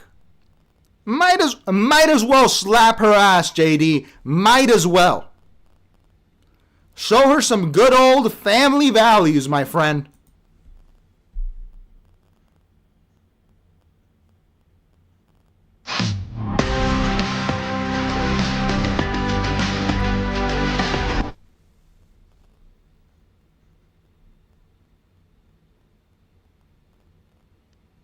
Taking in the cheers. We gotta take in the cheers. And this was a whole hour. He had the very best advice, and I think that's the most important way for me to... Of JD fighting college students. The money that you guys asked us, you gave us the path, and now how can you stop it and tell us we don't belong here anymore? And one more thing, I'm sorry. One more thing. Sure. Do you have to There's be... a lot there. I don't know if I'm going to remember all this, but yeah, I will try. I'm sorry. I had to say all of this, and please take it with due... I'm saying all of this with due respect. Go ahead. Please. I have no intention of causing a scene here or anything, but... We're not close to causing a scene, don't worry. Of the Memphis Safe Task Force. I hate this, dude. I hate you. I forgive you, Charlie Kirk. I forgive you for making this country a debate country, but I cannot forget that you did it. I hate this. I hate this. I hate this. An hour of the vice president's time, an hour of his time devoted to debating college students instead of working. What are we? Well, you know what? Maybe this is an hour that he didn't get to sign a Palantir contract. So maybe this is good, actually. Maybe JD should just debate everyone all the time. Thank you, JD. Let's look at a highlight here that my producer sent of JD. Dude, this guy is the most confused individual I've seen in my life, dude. Look at him here. And of course, the conservative nihilist. Let's read the caption before we do it. This is so awesome. VP Vance just revealed that he is raising his kids to be Christian and says he hopes that his Hindu wife will come to Christ. You married a Hindu, dude. You should respect her religion if you're going into it with that. Okay?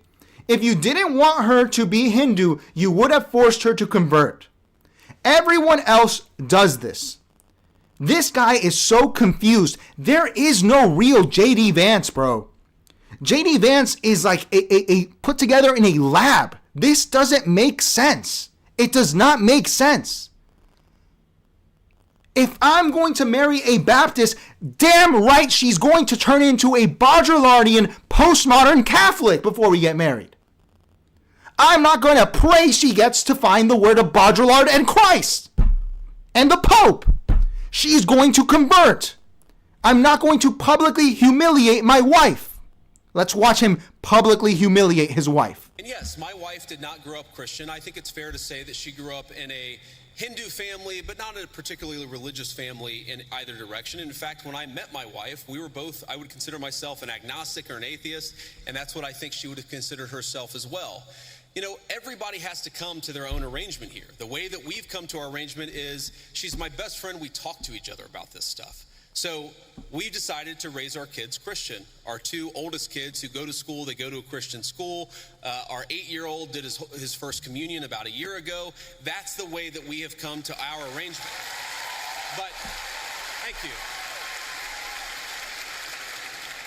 My 8-year-old was also very proud of his first communion. Thank you, guys. I'll tell him that Ole Miss wishes him the best.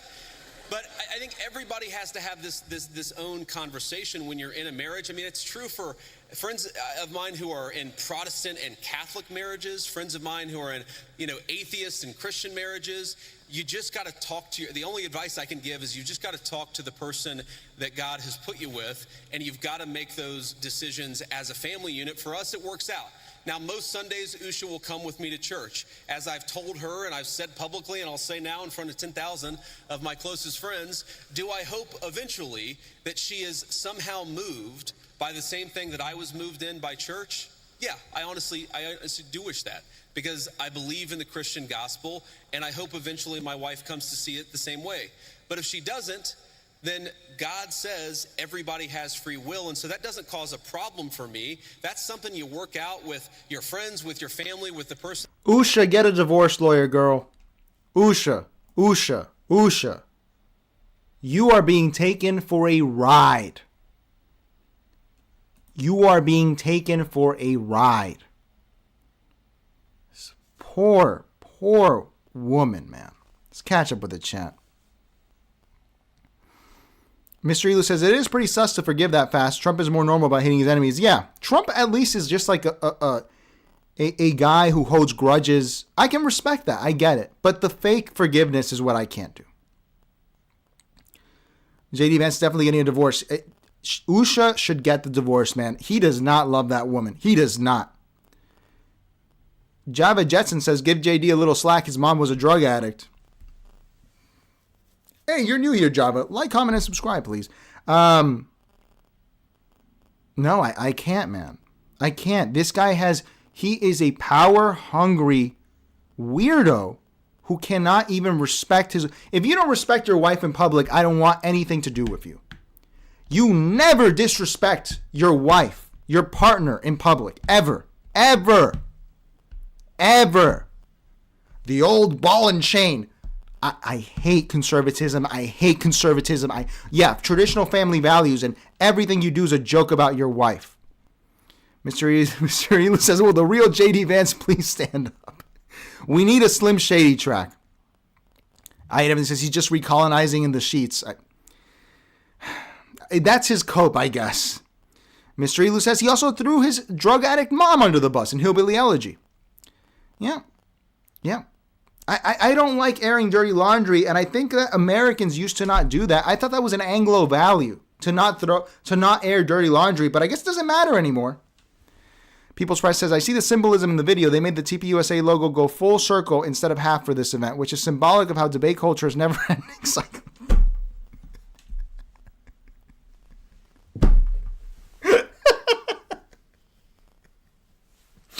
Legendary. That's a good one, People's Press. I hate everything. Says JD to his wife, F your religion. He might as well, right? Fuck you, you Hindu bitch. I hate you. He might as well say that. He's so bad. He's so bad. All right. We have to get here to the maestro, the greatest to ever live, Piers Morgan, who's having a great week. We're going to watch as much as we can. Him have on, let me give you a little context. He has on Dave Smith and Seth Dillon. If you don't know who Seth Dillon is, you know who Dave Smith is, obviously. He's a libertarian podcaster who hates Israel. So it's his prerogative. Seth Dillon is the founder of the Babylon Bee, which is the lowest IQ publication in this country. And this is the same country that publishes the New York Post and the New York Times. And it's not a coincidence that our billionaires love it, like Elon Musk. He's a moron. He's a conservative moron. I saw him do a debate once where he argued that the founding fathers were not racist. I think that most of them had black people as slaves. I'm not saying you can't like them, but this conservative retconning is ridiculous.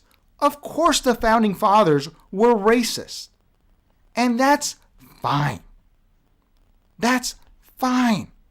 This conservative fake history makes me lose my mind. So we're about to see Piers bring in a total moron with Dave Smith, who I have some disagreements with, but at least he's well-spoken. And it's going to be, are you enjoying the show? Please refill your popcorn. There's more to come. I hate everything says, you see, Piers would never do that to his wife. I hate everything. Piers has publicly said that if you have ED, erectile dysfunction, it's because your wife is not hot enough because he doesn't have that problem. That's a man I can get behind. Absolutely. Mr. Eli, I did not see the Candace podcast. I did not see that she talked about this. That's crazy. I'm going to check that out afterwards. And yeah, Thomas Jefferson. Oh, no, he wasn't a racist. Come on, Seth Dillon. We have morons here. So let's watch. December 18th. I remember because that's an important date to me. It's Joseph Stalin's birthday. I'm a fan. You're a fan of Stalin's? Mm-hmm. Always an admirer. Nick Fuentes was one of the most censored people in the country. And he's bigger than ever right now. It's just undeniable. Tucker was so good when he would have Democrats on, leftists, liberals that he disagreed with. He would ridicule and refute their ideas, and they stopped coming back because they were so embarrassed. I'd like to see Tucker do that with right. Why isn't he doing that? The only reasonable conclusion that you can draw for not challenging Nick in more substantive ways is that he doesn't disagree with him. I want to know why Tucker is trying to mainstream Nick Fuentes. There's no evidence that Tucker was trying to mainstream Nick Fuentes. What happened here is Nick Fuentes became mainstream. For all the people, by the way, who are so upset that Candace and Nick Fuentes have become so huge, you have no one but yourself to blame. Piers is choosing this music too. What an epic public domain track. So good. So good. For that. It's all over the Israel issue, man. They were against this destruction of Gaza. I think you supporting Israel's destruction of Gaza is substantially worse than any of his views.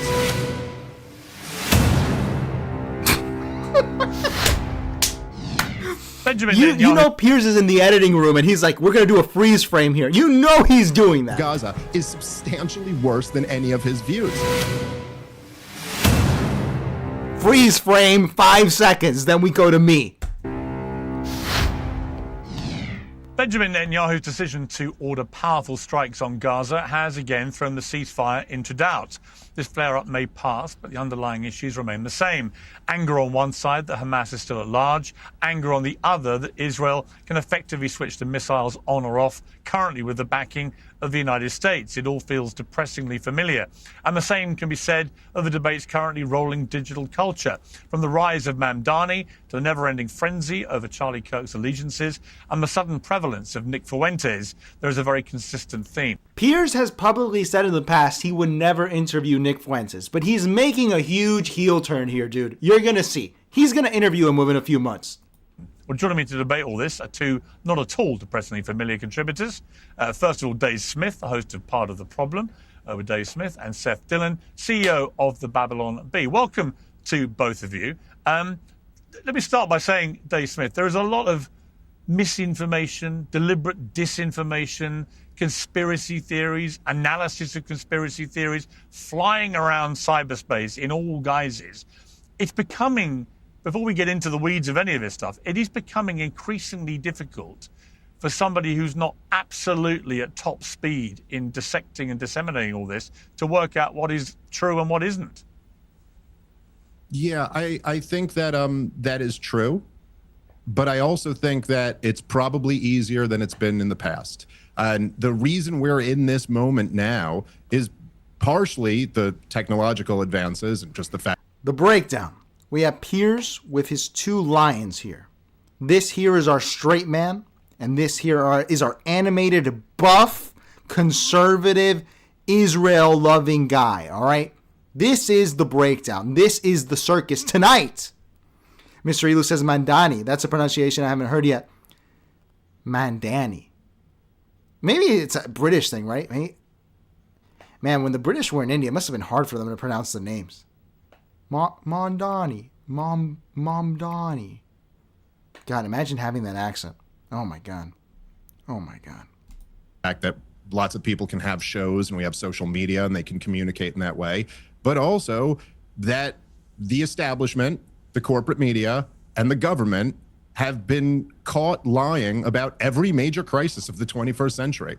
And you just can't, there's only so many you can go through. And we can all in our minds are rattling them off right now. If you go to WMDs or you go to, COVID, I mean, my God. Mr. Elu says, was he claiming Mondami and Nick Fuentes are equivalent? No, but we have to remember what he's doing is that he's saying that he's cool with both of them. Because he did this yesterday. He basically endorsed Mamdani. Now I'm self-conscious about it. Mamdani. And now today he's making the pivot so that he can have Nick Fuentes on. So we're going to skip to the part here where they actually talk about this full time and we see the real clash. First of all, I think this is like ridiculous and kind of sloppy thinking at a certain point. Just to be clear again, there's no evidence that Tucker was trying to mainstream Nick Fuentes. What happened here is Nick Fuentes became mainstream. Like, that's just the reality. And anybody can look at this. Like, this is just looking at numbers. It's not like an opinion. He's about as big as anybody in this world right now, up there with them. And in terms of, no, you cannot deduce. Look, I had a socialist, Ben Burgess, on my podcast years ago, because he wrote this book, and it was called something like, Canceling Comedians While the World Burns. And the book was about how there's all these left-wingers who were caught up in cancel culture at the time, canceling Louis C.K. and all these guys. Look, we still don't have universal health care or universal, all this stuff. And I just interviewed him about the book because I thought it was a really interesting topic. And I didn't argue with him, but you can't deduce from that I believe in socialism. And in fact, what Tucker did on the show was make the point against Jew hatred and make the point against racial collectivism at all, and saying flat out that is just unchristian and that Christians must judge people as individuals, and that it's not a cuck move to say it's not the Jews that you have to talk as. And by the way, Piers is buddies with Tucker. They did a whole double interview together. And the truth is, Nick didn't really give him pushback on that. Now, you could say that is Nick trying to moderate his views or something like that, but I don't exactly know why that's a bad thing. I think I'd probably rather people say, yeah, it's not all the Jews. There are different specific people. But to the bigger point here, I think look, when you say, oh, there's these people with conspiracy theories, they're not connecting dots. Again, yes, that's true. It's also prevalent everywhere. Every single day, Mark Levin gets on Twitter and tweets Tucker Carlson. That's what he calls them every single day. What is that other than a ridiculous conspiracy? There's never been a shred of evidence. Laura Loomer, the most disingenuous person on the internet, once produced a document that said that a group in Qatar was trying to facilitate an interview with Tucker Carlson and a Qatari leader. There's no evidence that Tucker Carlson, the man in his 50s with tons of money, started going on the payroll of Qatar. This stuff is everywhere. And, I would just say that when you say, hey, there are certain views, like I find Alex Jones' view on Sandy Hook disgusting. I find Nick Fuentes' views on race disgusting or something like that. Okay, look, if I'm being completely honest, I find your views on Gaza disgusting. But whatever, man, let's still sit down and talk about it, because what else? We gotta poke the bear. We gotta poke Seth Dillon. Dave Smith's been on Piers before. He knows the game. He knows the circus. He knows what he's got to do. What else are we going to do? I mean, how many options do we really have here? We can fight, we can go to war, or we can try to argue this like civilized men and see who's more persuaded by our case. And for all you guys, say whatever you will about Nick Fuentes. You know, I've known him over the years. I don't know him super well, but I do know him. And full disclosure, I got to admit, I kind of like him. I disagree with him on a lot of things. And he disagrees with me on a lot of things. One thing I cannot say about him, he is willing to debate. So when you sit here, Seth, and you're like, Tucker should have handled him like this, Tucker should have screamed bigot at him the whole time, why don't you give that a shot? I bet he'd do it. Give it a shot. See how that goes. See who can persuade more people. Well, I actually don't think that's a very effective way of dealing with anyone's ideas. All right, well, a couple of things there. First, Nick is becoming more mainstream, and the question is whether or not that's a good thing. You know, I would argue that it's a bad thing that Nick is becoming more mainstream, and that any roadblocks you can put in his path. I think gatekeeping is a good thing. I think it's what keeps movements healthy. It's you keep the rot out, you keep the bad ideas at bay. You know, and I think that Tucker has a moral responsibility to do that in the position that he's in. So I would disagree with you that, you know, it's just fine that Nick is becoming. You may like Nick Fuentes. I think his ideas are absolutely terrible. I don't want to see them adopted, and I certainly don't believe that he's being honest when he tries to moderate and present himself as more reasonable than he is. I think that's a ploy. I think it's a game that he's playing. Notice, he brought on the ultimate heel. No one likes gatekeepers. No one even likes the word gatekeeper anymore. Okay? Piers doesn't like gatekeepers. He left and made his own YouTube channel from GB News because he couldn't handle it. This is automatically the losing position. He brought in someone willing to say the most unpopular opinion. In direct contrast to another hero of new media. And it's even better because it's hypocritical. Because Seth Dillon is part of the new media with his Babylon Bee. He should be in the New York Times if he believes in gatekeepers. Let's see. Let's see how this goes. And to act like that's a good thing, no, it's actually a really bad thing that we're letting him get away with that instead of challenging that. You have to actually hold his feet to the fire and say, these are the things that you've actually said. Do you stand by them or not? Tucker wasn't willing to do that. So I think that's very problematic.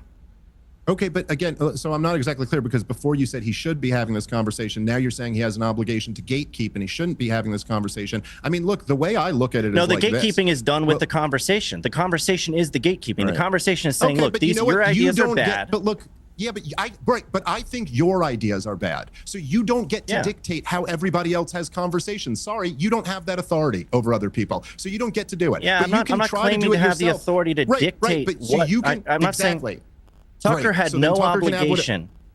Tucker has no obligation to do anything that I want him to do. I'm saying I believe there's a way things should be. I'm saying it shouldn't be the case that Nick should be mainstreamed. If I was in Tucker's shoes, I would have held his feet to the fire. I'm asking the question, why didn't he? I would like to know why he didn't. I think that I think that we all have a moral obligation to push back on bad ideas. Now, you think my ideas are bad, so yeah, you're going to want to challenge them. Well, I think that it would have been a responsible thing and a good thing for the conservative movement if someone as prominent as Tucker, with as large of audience as he has, if he was standing in the way of Nick Fuentes becoming more mainstream. I think that would be a good thing for everybody.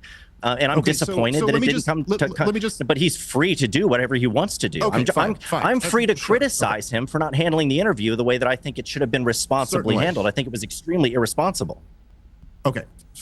Certainly you're free to criticize them. You know, I would say that for all the people, by the way, who are so upset that Candace and Nick Fuentes have become so huge, like, honestly, dude, talking to guys like you have no one but yourself to blame for that. It's all over the Israel issue, man. And the reason why they got so much support behind them is because they were against this destruction of Gaza. It was just like the most just horrible, inexcusable thing ever. But let me ask you a question, just because I think this is kind of interesting. So you're saying you have a responsibility to push back against bad ideas. Just the other week, I know both you and your partner over at Babylon Bee, Joel, I believe is his name. You got very upset with. Yes. So you got very upset with me because I said, when I basically had a tweet where I said something like, look, it's good the ceasefire happened. Less people are dying. There are hostage swaps taking place. That's great. Let's hope, for the best. Something like that.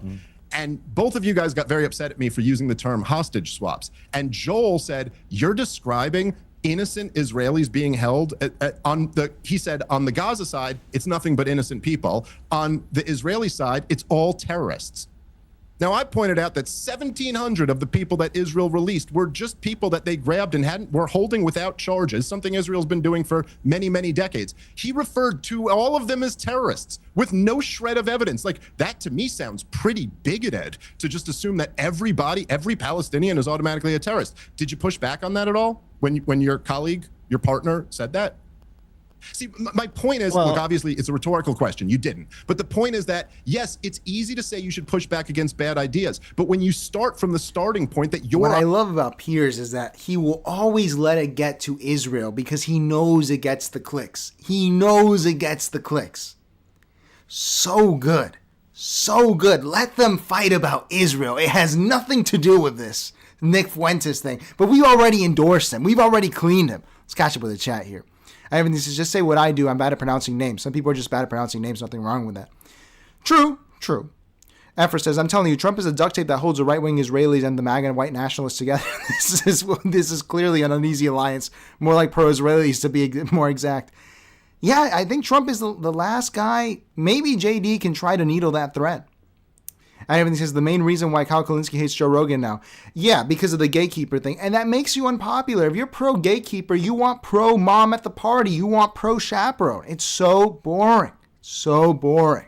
Ideas are correct. Look, I think Nick has some bad ideas. I think you supporting Israel's destruction of Gaza is substantially worse than any of his views. And so, him and Tucker had a falling out. This was them coming back together. I support the right of Israel to defend itself against terrorism. And, they're at war with people who want to see them wiped off the map.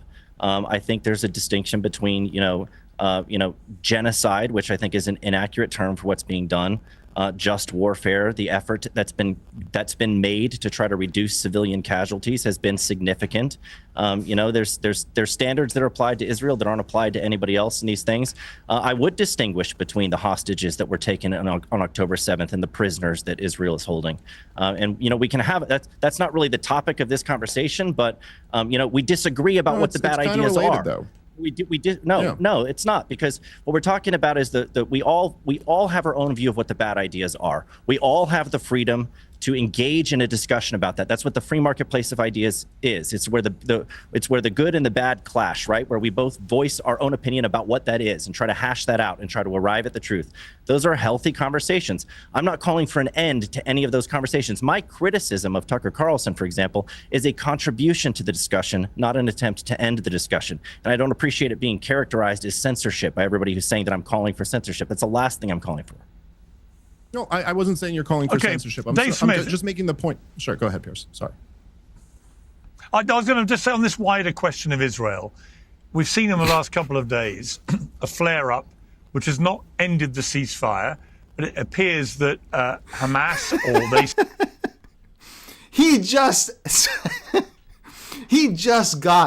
The circus animal, Seth Dillon, has just said, I don't want to talk about Israel. It's not related. What does Piers do immediately? Dave Smith, Israel is killing people. The maestro, the circus master, the greatest. Say it was a group they weren't in contact with when it happened, killed an IDF soldier, and Netanyahu responded with huge force, but has now stopped the bombing relatively quickly compared to what we've seen before, and the ceasefire remains intact. And you have the Qatari Prime Minister acting as a mediator as part of this process. Look at his face! Look at his face! Look at his face! The fault lay initially with the Palestinian group, as he put it, who killed the IDF soldier. We're going to see these flare-ups, but do you believe that the overarching ceasefire can actually succeed here? And what does the future look like?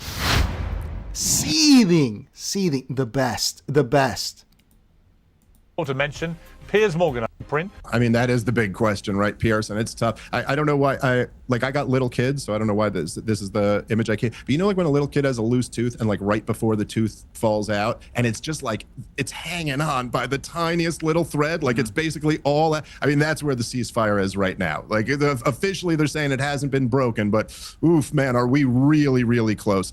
Look, I wish I could be more optimistic about it. I think that there's a lot of fundamentals on the ground that make it very unlikely for this to lead to a lasting peace Right.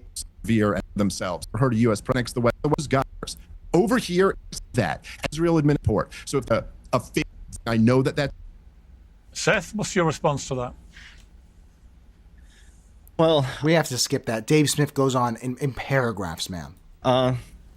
You know, I have my doubts about whether or not a ceasefire can hold in this situation because, you know, both sides have their own interests to protect. I think that, you know, I don't know if you did, Dave. I would ask you because I'm not sure if you did or not. But, you know, were you objecting to Hamas, you know, dragging people through the streets and executing them after the ceasefire was announced and Israel started to withdraw? And, you know, we're talking about concern for civilians and people that are being slaughtered in the streets. Like, did you express any outrage about that when that was happening?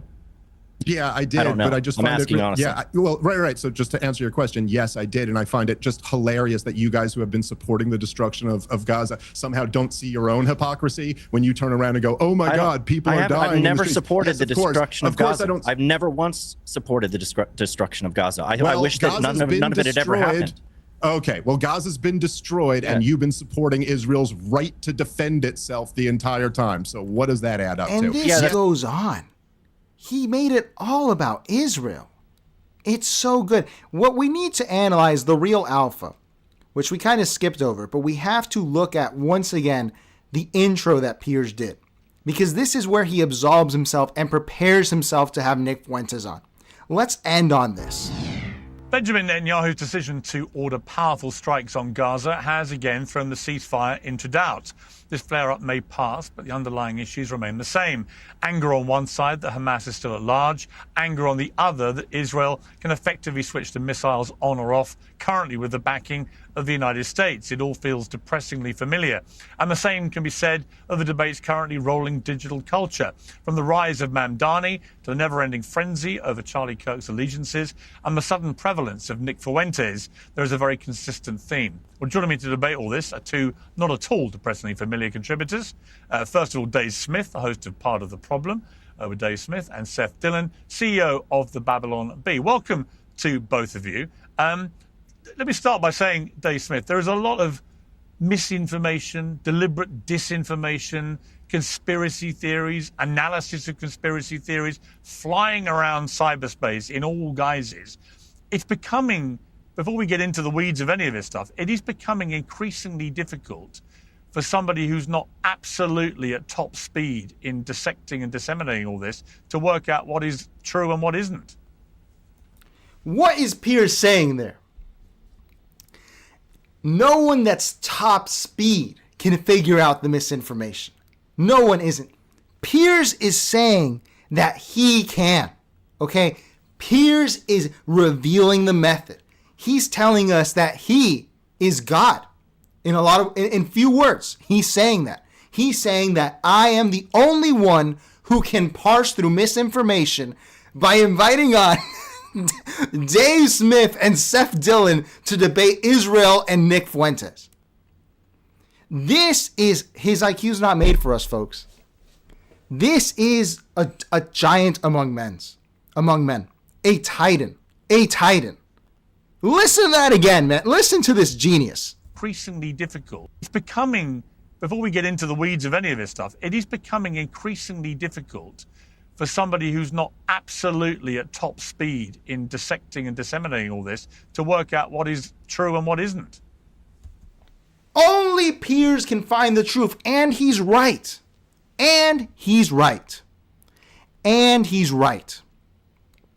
Because only Piers is the guy who always has his finger on the pulse. I'm going to make a video on Piers alone. This guy, dude, it's genius. Humiliating Seth Dillon I hate the guy. I'm very glad to see it. Endorsing Nick Fuentes. Saying that if Tucker can have him on, I can have him on. Piers knows when it's safe. He is like a rat on a rising ship. He knows when to get on. Absolute genius, dude. That's why we worship him on this channel. Piers Morgan, if you can hear me, please save us. Piers Morgan, if you can hear me, please save us. Let's catch up with the chat. And it's Thursday. You can really feel the pull of the weekend. Check the meaning says. He just wants to talk about Israel. Dude, he turned the Nick Fuentes thing into a whole Israel debate. It's beautiful. It's beautiful. Piers barely says much about Fuentes, all about Israel, because he said all he needed to say in the intro. Nick Fuentes is cool now. I can have him on. This is coming within the next months, man. You're going to see Nick Fuentes in one of these boxes debating someone. You're going to see it's going to be glorious. It's going to be hilarious. The only thing I'm worried about is when Piers finally embraces, because he's going to do it, the whole deport everyone thing. At that point, I would advise you, since Piers is always right, start packing your bags, folks. I'll be packing them with you. Because if Piers says it, we're screwed. Schofield says, Serpico beard is folding under Mr. Crewneck's grandstanding. Piers eating high off the hog. Piers always on top. Absolutely. Absolutely. God, look at this conservative look. It's just the most disgusting look. What a loser.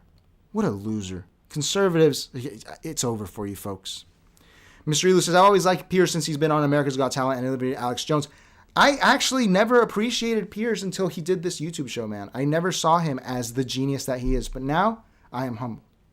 With that, everybody, we're doing the Saddam Hussein bill giveaway. It ends...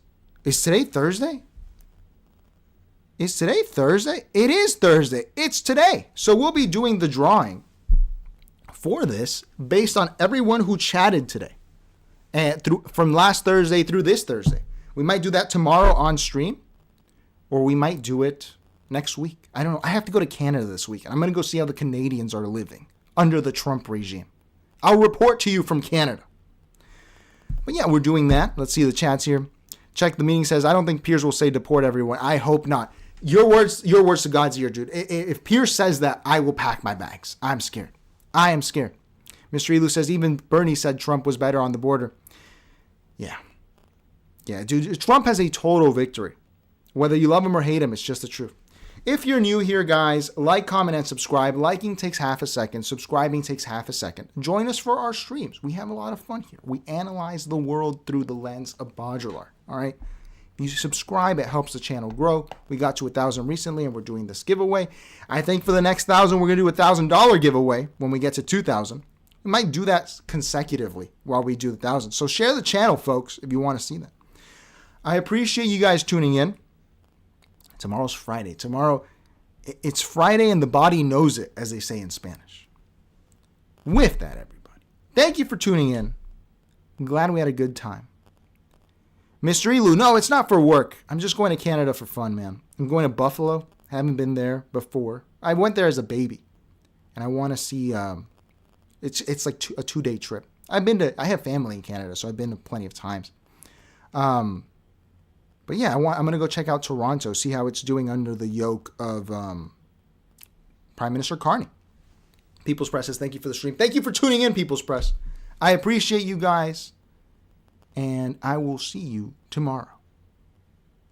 Change the world. My final message.